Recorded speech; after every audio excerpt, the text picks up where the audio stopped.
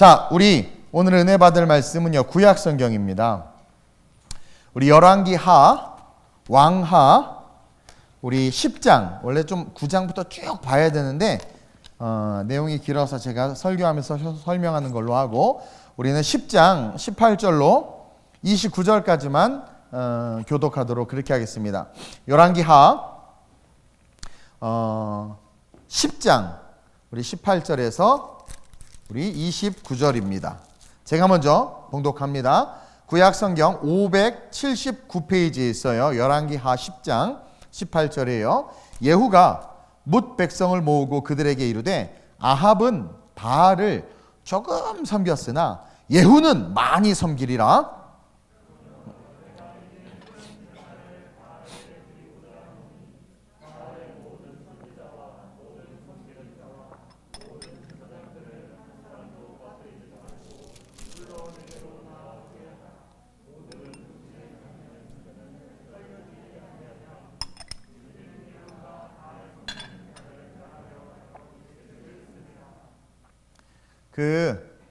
충만이가 마이크 잡아서 읽어요. 교독할 때 20절이에요.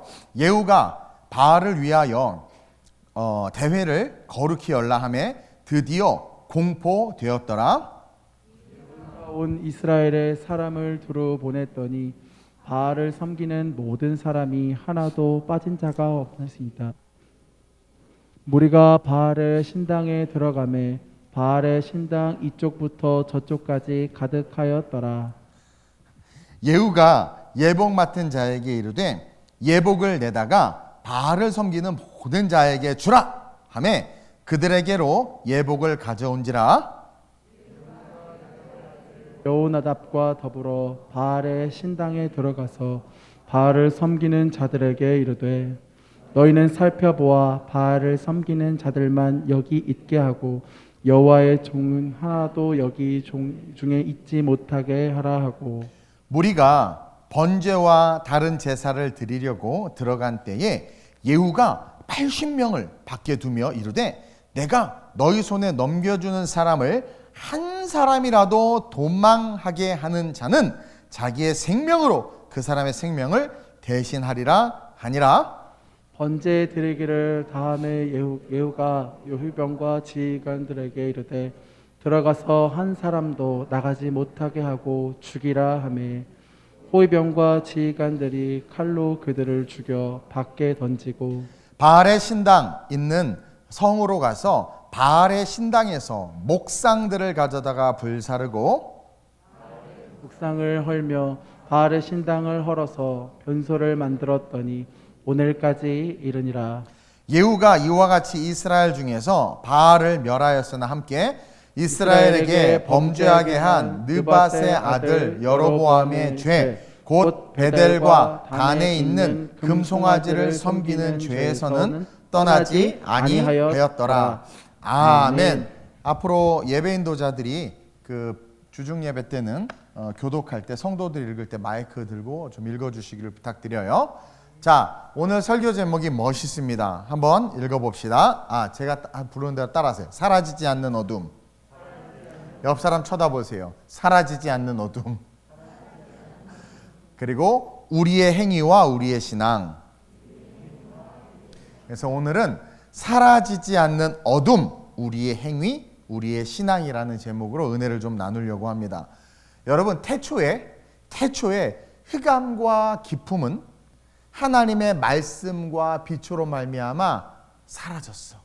한별아, 네 이름이 별이잖아, 그렇죠? 하나님이 별을 만들면서 하나님 해와 달과 별을 만들고 빛이 있으라 말씀하심과 동시에 태초부터 있었던, 태초 이전에 있었던 흑암과 기품과 어둠은 사라졌어요.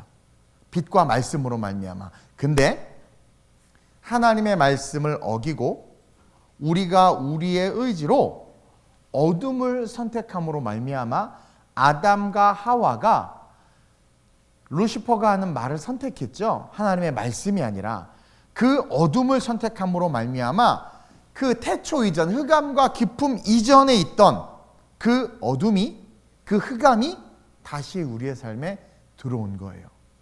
여러분, 이 어둠은 우리 주님이 다시 오시는 그날까지 절대 우리의 삶에서 사라지지 않아. 우리가 특세를 하고 우리가 부흥회를 하고 우리가 성경을 40독을 하고 방언으로 기도해도 그 어둠은요, 우리가 살아가는 이 세상에서 주님이 다시 오실 때까지 사라지지 않아. 성경이 그걸 증명하고 있죠. 심지어 천년왕국이 지난 후에도, 천년왕국 중간에도 이 마지막 때, 이 악한 것이 들고 일어나서 한 번 더 도전하지만 결국 그 악의 세력들을, 마귀를 하나님께서 잡아서 무적행에 쳐놓고 끝난단 말이에요. 그래서 우리가 천국 들어갈 때까지 우리가 선택한 어둠이죠. 그 어둠은 절대로 사라지지 않는다. 우리가 살아가는 삶에서 승리가 있어요, 물론. 그리고 이김이 있지.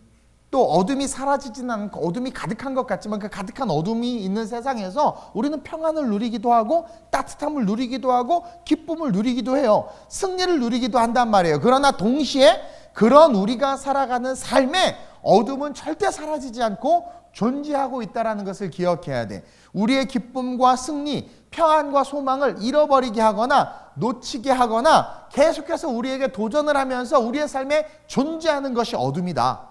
그러나 동시에 우리는 그 안에서 승리하고 평안을 누리고 기쁨을 누릴 수 있다. 그러나 또 동시에 그 어둠은 사라지지 않고 계속해서 우리를 어떻게 한다? 넘어뜨리고 쓰러뜨리기 위해서 일을 하고 있다. 즉 살아가면서 말씀과 복음으로 우리는 그 어둠 속에서 승리의 삶을 살 수 있지만 끊임없이 지속되는 싸움이 인생이다라는 것을 저와 여러분들은 절대로 잊지 말아야 돼요. 이번에 이 부동산 법 때문에 집값이 올라서 막 웃는 분도 있고 동시에 세금이 많이 와서 막 우는 사람도 있고 이사를 가야 되는 그 상황에서 집을 못 구해서 나앉게 되는 사람들이 있어요. 그러니까 각자의 다양한 상황들이 있단 말이에요. 근데 문제는 뭐냐면 믿는 자든 믿지 않는 자든 내가 아니라 어떤 상황에 의해서 우리가 힘듦을 당할 수 있다라는 거예요. 우리의 신앙이나 존재와 상관없이 어둠에 우리는 여러 모양으로 영향을 받게 돼 있어. 왜냐하면 정사와 권세와 이 어둠의 세상 주관자들이 막 이렇게 뒤흔드니까 그것에 영향을 받죠. 디플레이션에 영향을 받고 인플레이션에 영향을 받는 것처럼 우리는 영향을 받아요. 그것을 조장하는 이가 누구냐? 어둠이란 말이에요. 그러나 그 어둠 속에서도 우리는 무엇을 누릴 수 있다? 평안을 누릴 수도 있고 승리를 하기도 하고 기쁨을 누릴 수도 있어요. 근데 내가 기쁨 속에 있어도 그 어둠은 끊임없이 또 다가와서 우리를 공격하기 때문에 때로는 빼앗기기도 하고 다시 찾아오기도 하는 이것이 뭐다? 인생이다. 근데요, 그런 상황에서 성경이 우리에게 뭐라고 이야기하냐면 로마서 8장 37절에 시작. 그러나 아니 이건 내가 읽을 거고 충만아 앞에 교독할 때만 잘 읽어줘 제발. 오케이? 네가 미애 집사님이 될 필요는 없어요. 그건 미애 집사님만 읽어야 되는 영역이야. 자, 로마서 8장 37절 다 같이 시작. 그러나 이 모든 일에 우리를 사랑하시는 이로 말미암아 우리가 넉넉히 이기느니라. 어둠의 권세가 세상을 잡고 때로는 악한 어떤 지도자들이나 리더들이 우리의 삶을 통치하고 주관하는 것 같다 한다 할지라도 성경은 우리에게 뭐라고 이야기하냐면 너희들이 선택한 어둠이 너희들이 선택해서 그 어둠이 빛이 있으라 하기 이전에 있던 그 어둠이 우리에게로 들어왔는데 그러니까 우리는 모르지만 천상에 있던 어둠이 들어온 거예요. 우리가 루시퍼를 받아들였으니까 그 어둠으로 말미암아 우리가 살아가는 삶에 많은 혼란과 혼돈과 고통이 있을 수 있지만 성경이 우리를 딱 뭐라고 규정하냐면 그러나 이 모든 일에 우리를 사랑하시는 이로 말미암아 우리가 넉넉히 이긴다. 어둠도 있지만 그 어둠과 상관없이 그 어둠과 짬뽕이 돼서 장아찌가 돼서 살아가는 우리가 있지만 그것과 상관없이 그런 우리를 사랑하시는 이가 동시에 계신다. 따라서 그분을 바라보고 그분을 소유하고 그분과 함께하면 우리는 뭐예요? 이 모든 일에 넉넉히 이길 수 있다라고 이야기하는 거예요. 사라지지 않는 어둠과 함께 살아갈 수밖에 없는 우리에게 있어서 가장 중요한 것은 바로 뭐다? 우리 안에서의 우리의 그 신앙 안에서의 우리의 행위라는 거야. 즉 신앙이 있기 때문에 그 신앙 안에서 행동하는 그 행위로 말미암아 우리가 어떻게 해요? 우리를 사랑하시는 분으로 말미암아 넉넉히 넉넉히 이길 수 있는 능력이 된다라는 거죠. 우리가 술을 마시지 않는 것은 정말 술 마셔야 안 마셔요? 대의 술 마셔야 안 마셔요? 우리는 이렇게 직설적이에요. 안 마시지. 둘 중에 하나, 진짜 안 마시든가 거짓말을 하든가. 뭐 주님은 아시겠죠. 근데 우리가 술을 마시지 않는 것은 신앙의 동기로 말미암는 행동이죠. 물론 신앙이 있어도 마시는 분들 있을 수 있어. 오늘 중요한 얘기를 할 거예요. 잘 들어보세요. 자, 일단 그냥 노멀하게 생각했을 때 내가 술을 마시지 않는 것은, 제가 술 안 마셔요. 제가 술을 마시지 않는 것은 신앙의 동기로 말미암는 행동이야. 사실 술을 마실 수 있는 자유 있고 술 마신다고 지옥 간다고 성경은 말하고 있지는 않아. 근데 진짜 내 안에 신앙이 있으면 어떻게 돼요? 그것을 내가 거부하는 행동이 내 안에 일어나. 리얼한 신앙이라면 내가 술을 마시지 않으므로 스스로 막 거룩하게 보이고 위대하게 보이려고 하는 게 아니야. 그래요? 내가 술을 안 마신, 난 술 안 마셔. 난 이런 크리스찬이야. 막 현주야, 막 이런 걸 보여주고 싶어서 너 네 친구들한테 나 이런 크리스찬이야 라는 걸 보여주고 싶어서 술을 안 마시니? 아, 마시나? 아우 깜짝이야. 보세요. 많은 사람들이 신앙의 행동이라고 말하는 그 어떤 행동을 하는데 그 행동을 하는 그 내면을 들여다보면 그것이 신앙이 아닌 자기의 목적이나 이익 혹은 자아 도취에 의한 것이 오늘날 많다라는 거야. 어떤 분은 정말 술 마시지 않는 이유가 술을 좋아하고 막 그러는데도 불구하고 술을 마시지 않는 이유가 자기 자신을 위해서 난 이런 신앙인이야. 그러니까 신앙의 동기가 그게 진짜 진정하게 모티브가 돼서 술을 마시지 않는 게 아니라 술을 마시지 않는 내가 크리스찬인데 교회 다니는데 집사인데 술을 마시지 않는 내 모습을 드러내고 싶어서 안 마시는 사람 좋아하는데 그건 참고 있는 거지. 어떤 분이요 너무 열심히 신앙생활을 하는 거예요. 그래서 목사님이 저분이라면 장로갑니다. 장로가 돼야 된다. 그래서 집사님 이번에 임직 장로 제가 피택을 했습니다. 그러니까 우리 교회 장로님 되어주시면 너무 감사하겠습니다 했더니 막 웃으면서 이 날이 오기를 기다렸습니다. 이 날이 오기를 기다리면서 그동안 열심히 새벽 예배 나오고 수예배 나오고 금요철야 나오고 헌금했던 거야. 이제 이루었다. 그러니까 신앙이 동기가 돼서 정말 장로가 하고 싶어서가 아니라 신앙이 동기가 돼서 예배 나오고 헌금하고 헌신하고 했던 게 아니라 목적이 있었던 거야. 내가 원하는 어떤 목적. 전혀 착하지 않은데 착한 척하는 사람들이 있어요. 왜냐하면 그 행위를 통해서 사람들에게 착하다는 말을 듣고 싶어서. 근데 동기를 들여다보면 절대로 착한 사람이 아니야. 이기적인 거지. 내가 원하는 것을 얻기 위해서 그렇게 행동하는 사람들이 오늘날 너무나 많고 그동안에 한국교회가 그런 모습으로 살았기 때문에 사람들이 뚜껑 열고 보니까 이거 뭐야 우리보다 못하네 라는 말을 듣게 된 거죠. 근데 초대교회 성도들은 안 그랬어. 겉과 속이 동일했고 그들이 순교하고 그들이 가난하게 살고 그들이 자기의 직장을 빼앗겨도 그것이 괜찮다고 말한 건 그들의 내면의 동기, 그 신앙의 동기가 진짜였던 거야. 진짜였던 거예요. 근데 오늘날 너무나 많은 사람들이 자기의 목적을 위해서 위선의 삶을 살아가고 있다는 거죠. 요즘 이런 것들 때문에 목회자들이나 교인들이 오해를 사거나 욕을 먹는 일이 많은 것 같아요. 여러분 어둠이 사라지지 않는 이 세상에서 주님 다시 오시는 그날까지 우리가 진정한 승리자, 진정한 승리, 평안을 누리기 위해선 우리는 우리의 모든 동기가 철저하게 신앙이 돼야 돼. 신앙이 돼야 돼. 예를 들어서 저는 무소유입니다 라고 말할 때 그 무소유의 동기가 진짜 신앙이 되면 아름다워요.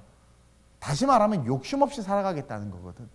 그러니까 뭔가를 가지려고 애쓰지 않는 거야. 그런 분들 많아요. 제가 존경하는 분들 중에 그런 무소유가 실제 불교에서 말하는 무소유가 아니라 욕심 없는 다 주신 것도 주님이시고 취하신 것도 주님이시기 때문에 그렇게 살겠다는 목회자 선교사님들 많아요.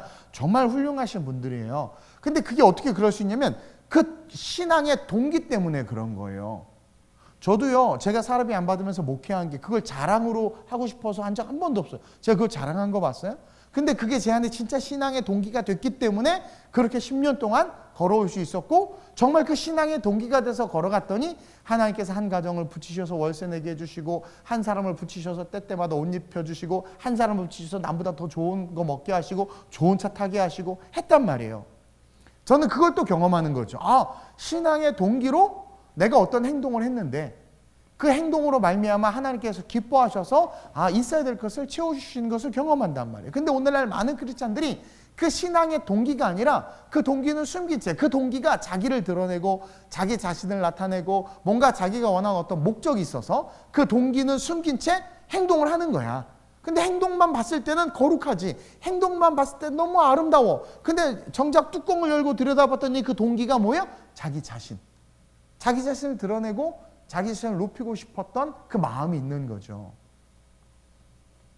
우리는요, 우리의 모든 동기가 철저하게 신앙이 돼야 돼. 그러니까 이 신앙의 동기는 하나님께서 각자 주시기도 한단 말이에요. 바울에게 베드로가 부담스럽게 너 왜 자꾸 혼자 사니? 우리 부부 모임 하려고 그러는데 바울 너 때문에 우리 사도들이 고통스러워. 너만 혼자니까 우리가 죄인인 것 같고 막 근데 그거는 바울에게만 주신 신앙의 동기예요. 이해돼요? 바울에게 주신 독신으로 살면서 하나님을 섬기는 건 바울에게 주신 신앙의 동기고 정말 주님을 사랑하니까 그 동기를 억셉트해서 그렇게 혼자 살다가 죽은 거란 말이야. 그리고 주님은 아셨겠지. 과부 홀로 두느니 그냥 혼자 살다 죽어라. 너 어차피 죽을 운명이니까 뭐 그랬을 수도 있어요. 어쨌든 중요한 건 그것이 무엇이든 호세아에게 창녀 고메라라고 결혼하라고 하는데 그거는 호세아 개인에게 주신 신앙이란 말이에요. 거부할 수 있고 싫지. 근데 남들이 봤을 때 얼마나 욕하겠어. 거룩한 선지생도가 창녀 같은 여자랑 결혼을 해서 산다니. 얼마나 그래. 근데 그런 걸 전혀 신경 쓰지 않고 내게 주신 신앙의 동기에 순종해서 그렇게 살아가는 사람들. 그런 사람들로 세상이 변했고 깨끗해졌고 그런 사람들로 성령 일할 수 있는 필드가 만들어졌고 그런 사람들 때문에 죽어야 마땅한 자들이 살아날 수 있었단 말이에요. 근데 오늘날 그 신앙의 순수한 동기로 살아가는 성도들이 별로 없어. 다 목적이 있어. 장로 되고 싶고 권사 되고 싶고 다 목적이 있어. 성령께서 내려놓으라고 할 때 내려놓지를 못하고 성령께서 가라고 할 때 가지를 못하고 성령께서 취하라 할 때 취하지 못하는 거야. 근데 그게 내 이익과 연결이 되면 어떻게 돼요? 금방 취해버려. 금방 그냥 순종해버려. 그러니 어찌 보면 오늘날 진짜 순종하는 성도들이 없는 거죠. 우리는요, 어둠이 주님 다시 오시는 그때까지 우리와 함께 공존해서 살아갈 수밖에 없는 이 세상에서 정말 승리하고 정말 평안과 능력을 드러내기 위해선 철저하게 동기가 신앙이 되는 삶을 살아야 돼. 이게 훈련되어져야 돼. 그러니까 신앙의 동기로 행동해야 되고 그 신앙의 동기로 살아가는 삶이 될 수 있도록 노력해야 된단 말이에요. 그럴 때 주가 일하시네. 그럴 때 정말 주가 일하시는 거야. 제가 개척하면서 지금까지 제 욕심이나 제 동기는 진짜 제가 주님 앞에서 얘기할 수 있는 하나도 없었어. 목표와 교회에 있어서 선교에 있어서만큼은 동기가 철저하게 하나님이었어요. 그렇게 훈련되어지고 그렇게 살아갈 때 주님이 일하시는 거야. 우리가 얼마나 많이 봐요, 주가 일하시는 것을. 그럴 때 어둠이 범접하지 못하고 그럴 때 그 사람이 서 있는 그 땅으로부터 하나님의 나라 빛이 쫙 임하는 거야. 그래서 자기의 힘으로 어둠을 거두어내지 못하는 자들에게 어떻게 돼요? 어둠이 떠나가는 은혜가 임하는. 그게 제자예요. 그리고 그런 사람들이 모여서 이룬 게 공동체, 교회란 말이에요. 그래서 교회가 있는 곳에는 어떻게 돼요? 어둠이 쫙 떠나가야 돼. 그리고 그럴 때 주가 일하시는 거야. 하나님의 나라가 막 임하는 거예요. 오늘 본문에 나오는 이 예후는 이스라엘의 왕이 됐는데 사실 이 예후는요, 보여지는 모습만 보면 정말 훌륭한 크리스찬이야. 엘리야가 바알과 아세라 선지자 800명을 기손 시내가에서 죽였단 말이에요. 그러면 모든 이방 선지자들이 다 사라진 줄 알았는데 이 바퀴벌레처럼 숨어있던 바알의 선지자들이 겁나 많은 거야. 그래서 예후가 어떻게 돼요? 오늘 읽었지만 계략을 짜가지고 내가 오늘 뭐라고 그래요? 내가 오늘 본문에 예후가 뭇백성을 모으고 18절에 그들에게 이르되 여러분 아합이 어떤 왕이에요? 이스라엘에서 가장 악한 왕 아니에요? 이세벨을 아내로 맞아가지고 바알 제사장의 딸을 아내로 맞이해가지고 바알 신을 이스라엘로 끌고 들어와서 모든 이스라엘 백성을 행음하게 한 왕이란 말이에요. 이 못된 왕. 근데 뭐라고 그래요? 내가 아합은 바알을 조금 섬겼으나 예후는 많이 섬기리라. 그러면서 자기는 바알 신도고 바알 추종자라고 대놓고 선전해. 그래가지고 바알을 믿었던 사람들이 엘리야 때문에 다 숨어 들어갔거든요. 지하로. 그거 아세요? 하나님이 강해지면 어둠이 지하로 숨어 들어가고 하나님이 약해지면 악한 것들이 기어 올라와서 권세를 잡는 거야. 지금 교회가 지하로 들어가 있어요. 지금 이게 너무 심각해. 지금 이 상황이 보세요. 그것처럼 예후가 나는 바알을 섬길 것이다 하니까 숨어있던 바알 선지자들이 막 다 기어 나오는 거야. 그러면서 내가 바알에게 예배해야 되겠다. 누구든 막 그 이야기가 오늘 우리가 읽은 그 본문이란 말이에요. 그래가지고 다 나오게 해서 그들을 다 멸절시켜. 심지어 어떻게 해요? 이스라엘 아합의 아들이었던 요람도 죽이고 이세벨을 죽인 사람이 누구냐면 이 예후야. 예후가 이세벨을 죽였단 말이에요. 그만큼 바알과 아세라 선지자뿐만 아니라 모든 숨어있던 바알 선지자를 계략으로 끄집어내서 다 죽이고 바알 신전에 있는 바알의 목상을 불사르고 난 너무 재밌어. 너무 재밌어. 성경에 이런 불경건한 단어를 주님이 실으시다니. 27절에 바알의 목상을 헐며 바알의 신당을 헐어서 변소를 만들었대. 세상에. 아니 변소라는 단어가 나와. 여러분 보세요. 신당. 신을 예배하는 신당을 뭘로 만들어서 변소로. 이거는요 엄청난 모멸감이에요. 그만큼 예후가 어떻게 바알을 짓밟아 버린 거야. 지금 영국은 우리 기독교가 짓밟히고 있죠. 왜? 성전을 클럽으로 만들고 성당을 그렇죠? 그런 게이들 모임 장소로 클럽으로 만들고 막 그러잖아. 난 누가 좀 우리 교회에서 돈 좀 줘서 그것 좀 샀으면 좋겠어. 유럽에 그런 거 하나 교회 같은 거 하나 샀으면 좋겠어. 한 2, 3억이면 산대. 그래서 본교를 거기로 바꾸고 나 글로 갈까 싶어. 웃자고 하는 얘기예요. 그만큼 안타까운 마음이지. 왜? 다 그렇게 팔려. 그래서 십자가가 있고 막 그 성상들이 있는데 물론 성상이 우상이긴 하지만 거기서 클럽 틀어놓고 에이 띠띠띠띠띠 헤이 띠띠띠 이러고 있어. 와 얼마나 우습겠어. 얼마나 우습게 여기겠어. 영혼아 하나 사. 그렇게 변소로 만들어버렸어. 그러니까 와 예후가 얼마나 위대하게 보여졌겠냐란 말이에요. 그리고 우리가 봤을 때도 얼마나 대단해요. 정의를 행하고 공의를 행하고 우상과 이단을 없애버리고 하나님의 정의를 드러낸 것 같아. 근데 예후는 신앙으로 말미암아 그 일을 한 게 아니라는 거예요. 오늘 우리가 배울 내용이 이거예요. 예후가 가지고 있는 신앙이 동기가 돼서 그 신앙으로 이세벨을 죽이고 요람을 죽이고 요람 왕을 죽이고 산당을 헐어버리고 변소로 만들어버리고 막 목상을 찍어버리고 바알 선지자를 다 드러나게 해서 죽인 게 아니라는 거예요. 철저하게 자기 자신을 위해서 그랬어.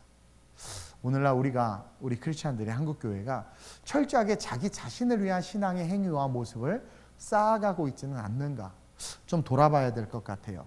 예배를 잘 드리는 모습을 보여주고 헌금 생활을 잘하는 모습을 보여주고 불의에 항거하고 헌신적으로 교회에 봉사하지만 그 동기가 자기 자신인 크리스천들 그러한 모든 자들을 대변하는 인물이 예후예요. 왜냐하면 예후도 하나님이 택했어. 우리도 하나님이 택했잖아. 오늘 본문 30절 31절에 보니까 주님이 이렇게 말씀하시죠. 시작. 여호와께서 예후에게 이르시되 내가 나 보기에 정직한 일을 행하되 잘 행하여 내 마음에 있는 대로 아합의 집에 다 행하였은즉. 자 보세요. 네가 하나님 보기에 나 보기에 정직한 일을 행했대. 그러니까 드러난 행위가 정직한 일이야. 하나님 마음에 합한 행동이야. 그래서 잘했대. 예후의 집을 다 그 악을 다 멸한 거 잘했대. 계속 읽어볼게요. 시작. 내 자손이 이스라엘 왕 위를 이어 4대를 지내리라. 그래서 예후의 후손이 4대까지 이스라엘 왕이 돼. 일정의 어느 정도의 축복을 받는 것 같기는 해. 근데 그 다음 말씀 시작. 그러나 예후가 전심으로 이스라엘 하나님 여호와의 율법을 지켜 행하지 아니하며, 즉 동기가 신앙이 아니었던 거야. 계속 여로보암이 이스라엘에게 범죄하게 한 그 죄에서 떠나지 아니하였더라. 여기서 우리가 알 수 있는 게 중요한 게 뭐냐면 여로보암이라는 말이 나왔다라는 거죠. 남유다와 북왕국이 이렇게 갈라지면서 남유다에는 예루살렘 성전이 있었기 때문에 유대 신앙의 정통성이 있었어요. 그래서 이스라엘 백성들은 1년에 3번 절기 때만 되면 예루살렘 성전에 다 나가서 남자들은 하나님 앞에 얼굴을 보여야 돼.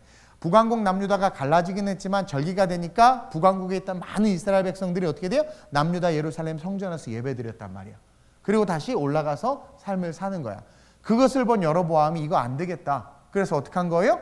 북왕국 이스라엘. 제가 지난 설교 때 한번 여러분들에게 설교하면서 강의했죠. 북왕국이 길게 되어 있는데 위하고 아래에 단과 베델에 뭘 만들었어요? 성전을 만들고 거기 금송아지 2마리를 둔 거예요. 한 마리씩.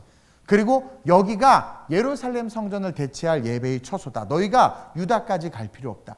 여기서 예배하면 된다라고 해서 인본주의 예배를 선포해버려. 그래서 그때부터 어떻게 돼요? 북왕국이 똘똘 뭉쳐가지고 베델과 단에서 예배하면서 이스라엘로 내려가지 않았던 거예요. 남유다로 내려가지 않았던 거예요. 근데 하나님 그것을 아주 악한 행위라고 지목하고 있는 거예요. 근데 예후가 정말 하나님에 대한 본질적인 신앙을 가지고 있었다면 그가 바알을 죽이고 바알 신상을 깨고 바알 선지자를 죽인 것까지는 좋아. 그럼 뭘 해야 돼?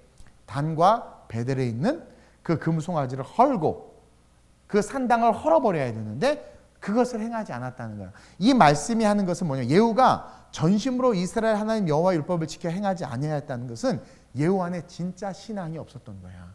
말씀의 신앙, 본질의 신앙이 없었던 거야. 여로보암이 이스라엘에게 범죄한 그 죄에서 떠나지 않았다. 즉 인본주의적 신앙관을 가지고 살았다. 우리가 지금 한국교회가 전염병이라는 사태 속에서 교회가 여러 모양으로 위협을 받고 있죠. 그리고 우리는 이것은 정치를 떠나서 누구나 느끼는 공통점 중에 한 가지가 뭐냐면 교회가 뭔가 하나 조금 실수하거나 잘못한 것은 너무 극대화시켜서 이야기를 하고 있고 세상이나 다른 것들에 있어서는 너무 소소하게 뭐 이렇게 숨기고 있다. 이거는 역차별이란 말이에요. 근데 더 안타까운 건 좋다 이거야. 세상은 제가 그랬죠. 어둠이기 때문에 어쩔 수 없어. 근데 그것을 받아들이는 크리스찬들의 모습에 저는 가슴이 너무나 아픈 거예요. 우리가 하나님을 향한 본질적인 신앙이 동기가 돼서 신앙생활을 하면 우리가 철저하게 방역하고 할 것들을 하면서 거리 유지 지키면서 드려야 될 예배와 하나님 앞에 헌신돼야 될 그 삶을 지속해 나가거든. 근데 그게 없으니까 이제 우상만 없으면 된다 이거야. 그리고 단과 베델에서 예배 드리니까 됐다 이거야. 하나님을 찾으니까 됐다 이거야. 집에서 하나님을 찾고 길에서 하나님을 찾고 핸드폰 들고 하나님을 찾고 됐다 이거야. 그것으로서 족하다 이거야. 근데 하나님이 행위는 인정했지만 그 예우 자체에 대해서 하나님께서 기뻐하지 않았던 게 그거라는 거죠. 네가 신앙의 동기로 그 위대한 일들을 했던 게 아니구나. 너의 왕됨과 너의 드러남, 너가 이렇게 사람들에게 칭송받고 높임받기 위해서 그런 거구나.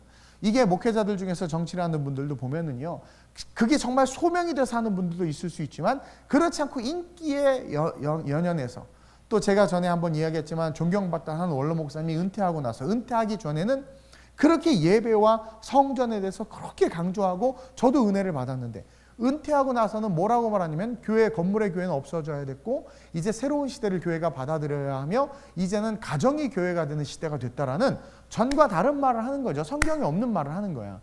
그러니까 나는 그분의 신앙이 뭐예요? 하나님이 중심이 된 본질적 신앙이 아니라는 거야. 이 자기가 인기가 많아지고 이제 유명해지는데 은퇴는 했고 하니까 유튜브로 유명해지고 돈도 벌고 하니까 이제 그게 좋은 거야. 그러니까 거기에 정당성을 부여해야지 자기가 사니까 성경에도 없는 이야기들을 하면서 문제는 왜 불쌍한 우리 성도들을 유혹하고 유린해서 단과 베델에서 제사드리게 하냐 이거야. 하나님이 받지 않는 예배예요. 받지 않는 예배의 제단에서 예배드리게 만들었단 말이에요. 우리는 속을 수 있어요. 우리는요 예후의 모습을 보고 와 멋진 신앙이야. 아 저런 분이 장로가 돼야지. 야 저런 분이 교회 리더가 돼야지. 아 목회자는 저래야지. 우리는 속을 수 있어. 보여지는 행위로 말미암아. 근데 우리 하나님은 절대로 죄인 따위인 우리에게 속지 않아. 아무리 이쁘게 화장을 하고 해도 절대로 속지 않아. 우리 하나님은 속으실 수가 없지. 사무엘상 16장 7절에요. 시작. 여호와께서 사무엘에게 이르시되 그의 용모와 키를 보지 말라. 내가 이미 그를 버려. 자, 이게 하나님이라는 거. 우리 사람은 여러분 사무엘이야 사무엘. 사무엘 같은 사람도 눈에 보이는 것에 의해서 움직이잖아. 와 엘리압이 장남이 왕이 될 만하네. 그러잖아. 여러분 딱 보면 제가 뭘 하겠어? 보여지는 거 가지고 얘기하잖아요. 보여지는 거. 영은이가 무슨 드럼 치겠어? 저 비싼 짐벌 깨트려 먹는 거 아니야? 보여지는 것만 가지고. 근데 우리 영은이는 진실된 신앙으로 드럼을 치는 거야. 아니면 회개하고. 어쨌든 보세요. 그의 용모와 키를 보지 말라. 이게 인생인 거야. 어둠과 겸하여 살아가는 신앙인들이 범할 수 있는 가장 약한 거야. 보여지는 거에 의해서. 근데 하나님이 뭐래? 내가 이미 그를 버렸노라. 내가 보는 것은 사람과 같이 아니하니 시작. 사람은 외모를 보거니와 나 여호와는 중심을 보느니라. 당시 모든 북왕국 이스라엘 백성들이 예후를 존경했어. 예후를 찬양했어. 멋지다고 했어.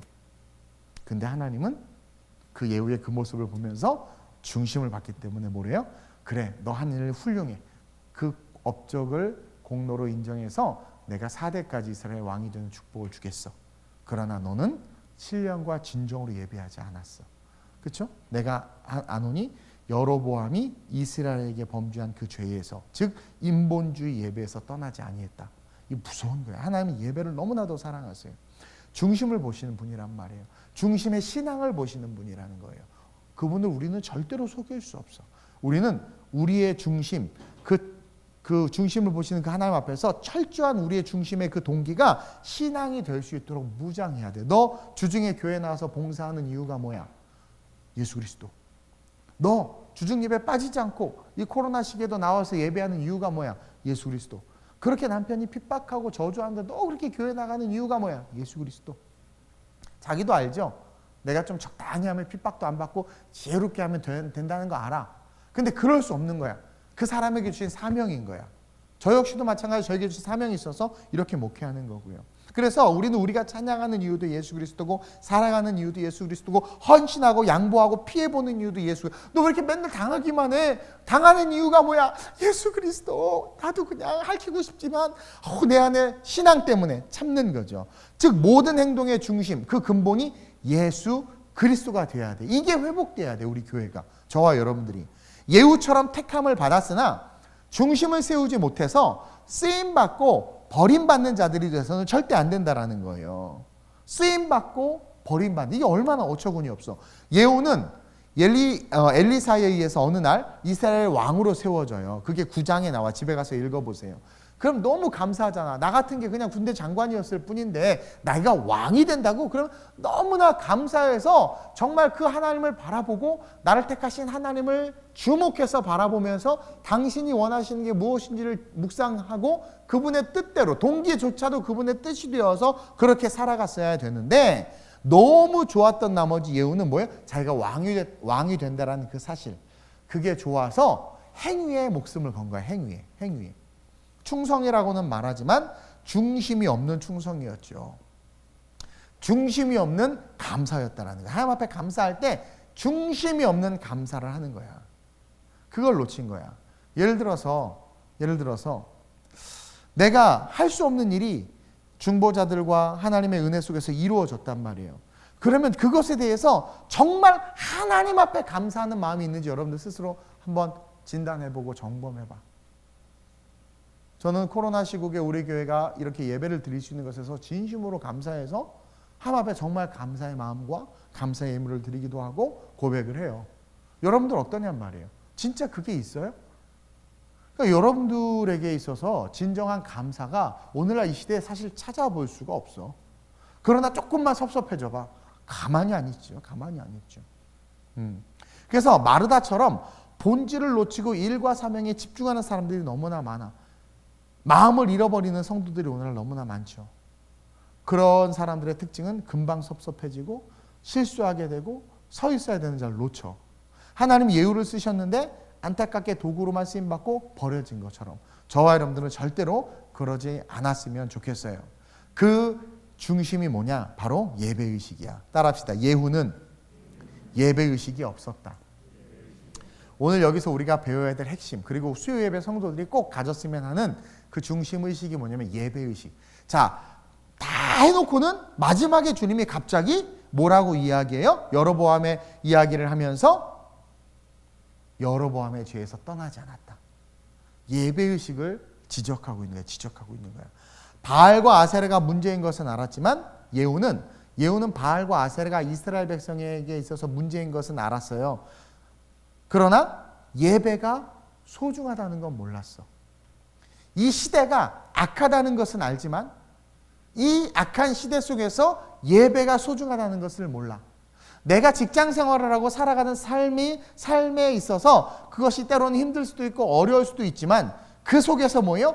예배가 얼마나 중요한 것인지를 모르고 우리 크리스천들이 살고 있다는 거예요. 오늘 그게 29절이에요. 하나님을 하나님으로 알지 못했던 거야. 하나님을 하나님으로. 29절 이스라엘에게 범죄하게 한 느밧의 아들 여로보암의 죄, 곧 베델과 단에 있는 금송아지를 섬기는 죄에서는 떠나지 않았다. 누가? 예후가.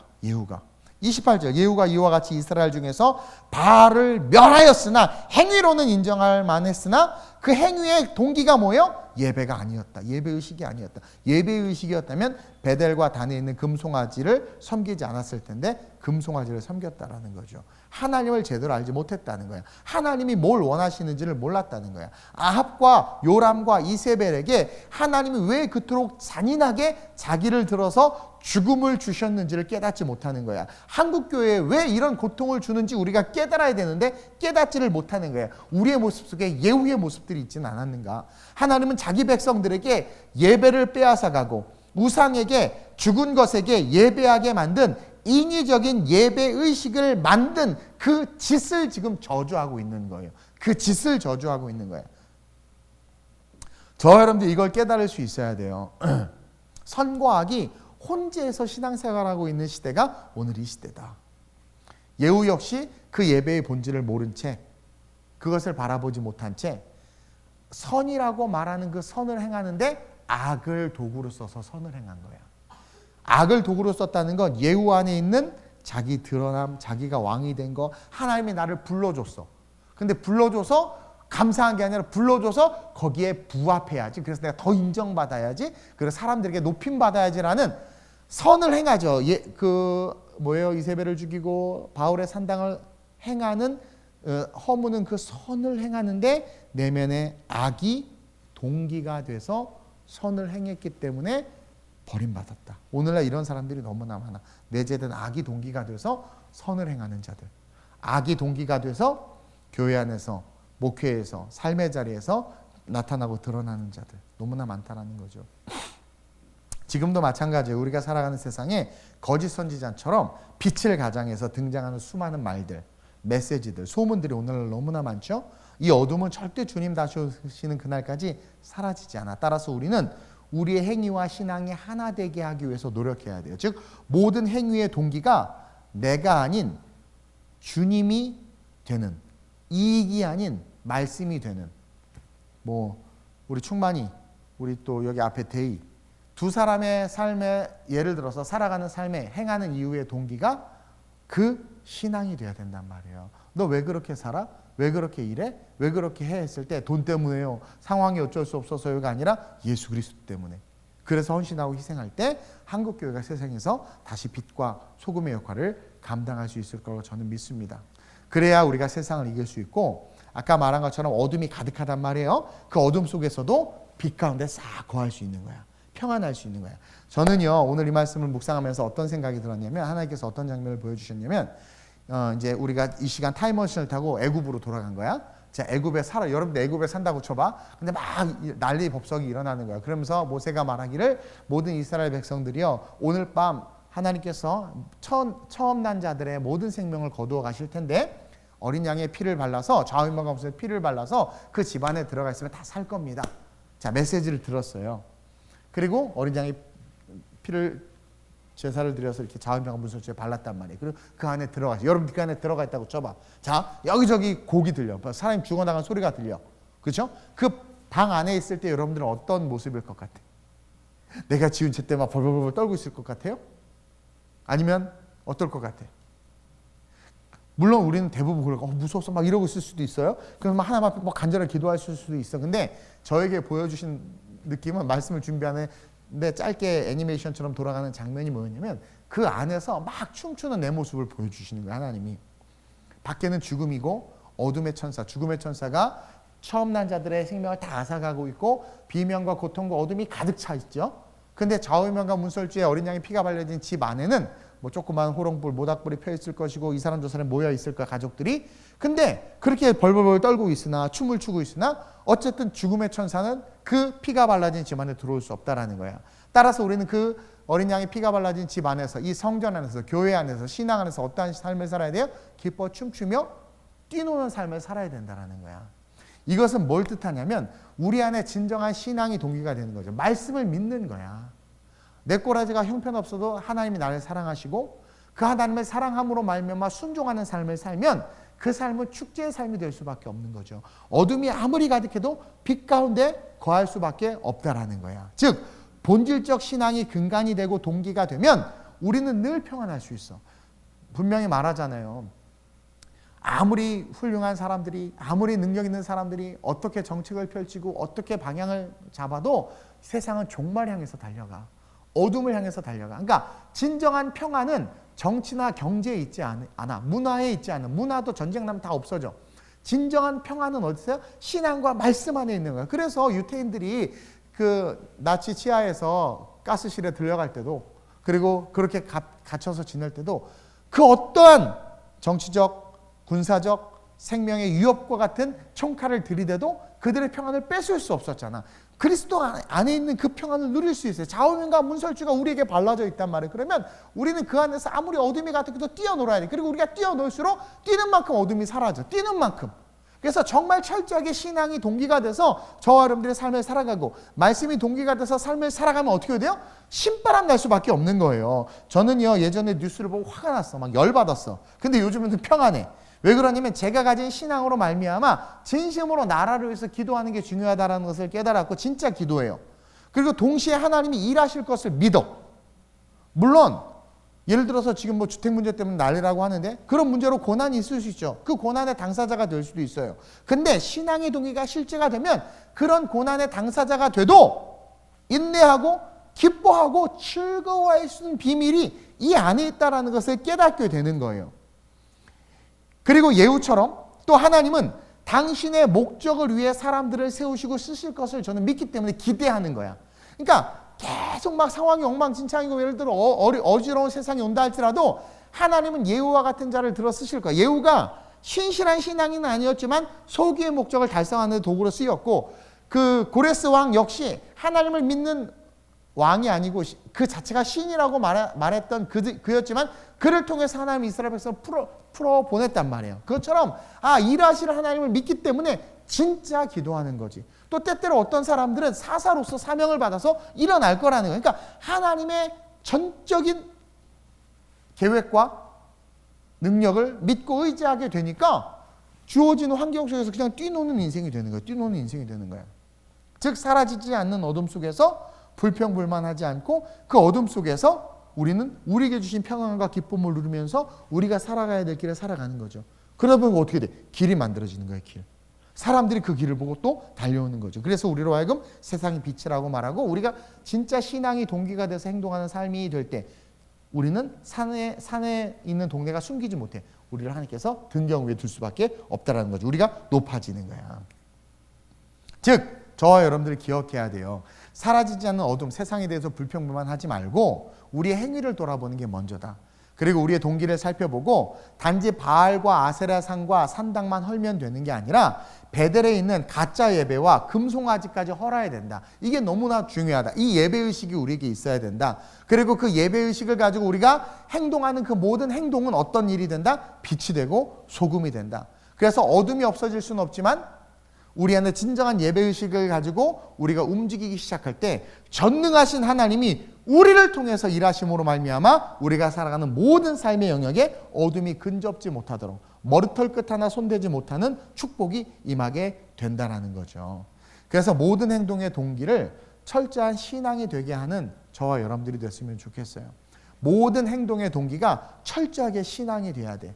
위대하다라고 말하는 사람, 훌륭하다고 말하는 사람, 열심히 봉사한다고 말하는 사람. 근데 가만히 볼 때 우리 안에 어떤 그런 기쁨이 없고 좀 불편함이 있다는 건 우리도 아는 거예요. 저 사람의 동기가, 저 열심의 동기가, 저 헌신의 동기가 신앙이 아니라는 것을.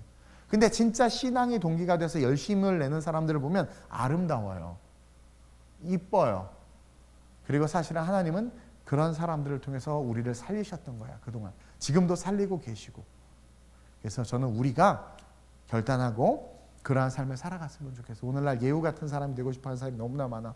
너 택했어. 하나님 널 택했어. 널 포기하지 않아. 하나님 널 크게 쓰실 거야. 널 위대하게 쓰실 거야. 그거에만 미쳐가지고 그러다가 위대하게 안 쓰면 막 삐지고 화내고 거기에 동기를 두고 움직이는 것이 아니라 정말 하나님이 나를 사랑하시고 내 안에 진정한 예배의식을 갖기를 원하신다는 것을 기억하면서 그 예배의식을 통해서 하나님께서 나를 더 크고 아름답게 쓰실 수 있도록 세워지는, 다윗은 예배의식 하나 때문에 왕이 된 거거든요. 그런 좀 저와 여러분들이 좀 됐으면 좋겠습니다. 그래서 오늘 이 시간 한번 이렇게 기도했으면 좋겠어요. 하나님, 내 동기가 내가 교회에서 봉사, 근데요 정말 동기가 예배가 되고 동기가 하나님이 되면 내가 예배에서 뭘 맡든 어떻게 하든 그것이 삶의 우선순위가 돼. 근데 동기가 자기인 사람이 있어. 자기 맨날 늦어, 맨날 시켜야 하고, 동기가 자기 자신인 사람들이 있단 말이야. 그걸 점검해내야 돼요. 그래서 오늘날 위대한 줄 알았어, 훌륭한 목사님 줄 알고 다 따랐어, 훌륭한 성도인 줄 알고 다 따랐어. 근데 보니까 해민 스님 같은 경우가 대표 아니에요? 정말 훌륭한 줄 알았잖아. 멈춰야 비로소 보이는 것들. 아니 해민 스님 같은 사람이 대표적인 거라면 와 좋은 줄 알고 따랐어. 근데 그 동기가 뭐예요? 자기 자신이었어요. 그런 사람들 교회 안에 너무나 많아. 동기가 자기 자신이야. 부교육자가 설교 잘하면 담임 목사가 자른다면서요. 동기가 자기 자신이야. 그 훌륭한 부교육자가 함께 동력하는 게 얼마나 귀한 거야. 동기가 자기 자신이니까 자기가 필요할 때는 열심히지만 필요하지 않을 때는 우선순위가 밀리는 거야. 교회가 동기가 자기 자신인 거죠. 예후 같은 크리스찬들이 결국 한국교회를 망쳐놓은 것 같아요. 뭔가 사명감이 있다고 떠들지만 예배의식이 없는 사명감 때문에 오히려 섰다 넘어지는 자들 너무나 많지. 예후는 악과 싸웠죠. 근데 자신의 목적을 이루기 위해서 악을 썼다는 것을 기억해야 돼. 자기의 목적을 위해서 악을 쓴 거예요. 악을. 오늘 이 밤에 하나님, 내 안에 동기가 내가 아닌 주님이 되게 해 주옵소서. 주님이 원하시면 나에게 큰 헌신과 희생을 요구하는 일이어도, 주님이 원하시면 내가 내 모든 환경을 바꾸어서라도 그 일이 이루어질 수 있도록 걸어가는 그런 내가 될 수 있게 해달라고. 그래서 정말 주님 앞에 헌신함으로 말미암아 예후처럼 보여지는 것은 화려하지 못할지라도 중심을 하시는 그 주님께서 착하고 충성된 종아, 네가 작은 것에 충성했으니 내가 너에게 큰 것을 맡기리라 하는 칭찬과 함께 하나님께서 세우시는 삶으로 내 자신이 설 수 있게 해달라고. 그리고 우리 교회가 드려지는 모든 예배와 모든 사역의 중심이 인본주의가 아니라 신본주의가 될 수 있게 해달라고. 그 동기가 세상에서 드러나고 높아지기 위함이 아니라 그 동기가 철저하게 예배가 될 수 있게 해달라고. 그래서 하나님께서 기뻐하는 교회, 기뻐하는 예배, 기뻐하는 성도가 우리가 될 수 있게 해달라고. 끊임없는 어둠과의 싸움에서 지지 않을 수 있는 유일한 비밀은 우리의 동기가 순수해지는 거예요. 우리의 동기가 마귀가 먹어라 그것에 흔들리는 것이 아니라 우리의 동기가 너무나 순수해서 하나님만이 될 때, 그때 우리는 승리할 수 있음을 기억하며 하나님, 나를 붙잡아 달라고, 우리 교회를 세워달라고, 마지막 이 시대 한국교회를 회복시켜 달라고, 오직 예후와 같은 자가 아니라 중심을 보는 하나님 앞에서 중심이 신앙이 되고 예배가 돼서 하나님 기뻐하는 모습으로 일어나 어두워진 세상 가운데 어둠과의 싸움에서 우리가 빛으로 확장하여서 어둠 속에 있는 자들을 건질 수 있는 그러한 삶과 사명의 삶을 살아갈 수 있게 해달라고 우리 주님을 세 번 부르고 학심으로 전처럼 한번 기도합니다. 주여, 주여, 주여. 좋으신 아버지 하나님, 오늘 예후는 너무나 훌륭한 일을 해냈습니다. 숨겨진 바알의 선지자들을 잡아 죽였고 산당을 헐었고 목상을 찍었고, 그는 모든 우상을 척결하며 이스라엘을 회복시키고 정화시키는 것 같았습니다. 그러나 예후의 중심에 예배의식이 없었기에 그는 베델과 단에 있는 산당을 헐지 못했습니다. 우리의 연약함을 용서하여 주옵소서.